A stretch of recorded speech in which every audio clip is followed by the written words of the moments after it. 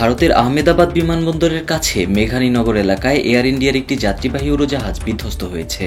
গুজরাটের আহমেদাবাদের সর্দার বল্লভভাই প্যাটেল আন্তর্জাতিক বিমানবন্দর থেকে উড্ডয়নের কিছুক্ষণের মধ্যেই বিধ্বস্ত হয়েছে এয়ার ইন্ডিয়ার ফ্লাইট AI-171। উড়োজাহাজটির গন্তব্য ছিল লন্ডনের গ্যাটউইক বিমানবন্দর। উড়োজাহাজটির পাইলট উড্ডয়নের পরই আন্তর্জাতিকভাবে স্বীকৃত জরুরি সংকেত মেডে পাঠান, যা ব্যবহৃত হয় চরম বিপদের মুহূর্তে।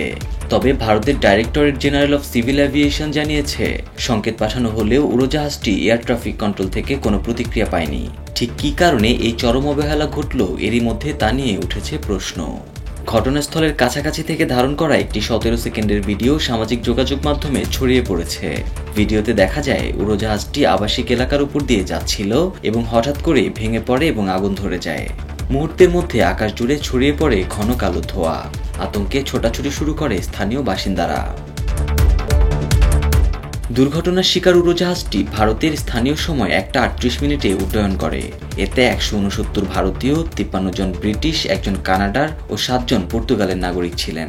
প্রাথমিকভাবে জানা গেছে, বিমানটি উড্ডয়নের পর 825 ফিট উচ্চতায় পৌঁছানোর পরপরই তা আবার নিচে নামতে শুরু করে এবং এক পর্যায়ে বিধ্বস্ত হয়। বিধ্বস্ত হওয়ার পর উদ্ধারকর্মীরা অভিযান শুরু করেছেন। ঘটনাস্থলে 2 ডজনের বেশি অ্যাম্বুলেন্স পৌঁছেছে। বেশ কয়েকজন আহত যাত্রীকে এরই মধ্যে নেওয়া হয়েছে কাছের হাসপাতালগুলোতে।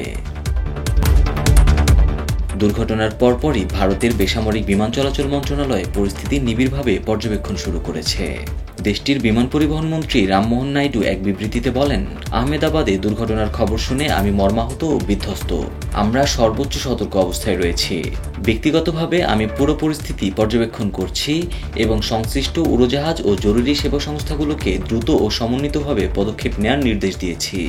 এদিকে দুর্ঘটনার পর শোক প্রকাশ করেছে এয়ার ইন্ডিয়ার মালিক প্রতিষ্ঠান টাটা গ্রুপ।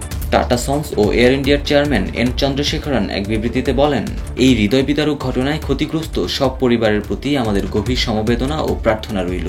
বর্তমানে আমাদের প্রধান অগ্রাধিকার ক্ষতিগ্রস্ত যাত্রী ও তাদের পরিবারের পাশে দাঁড়ানো।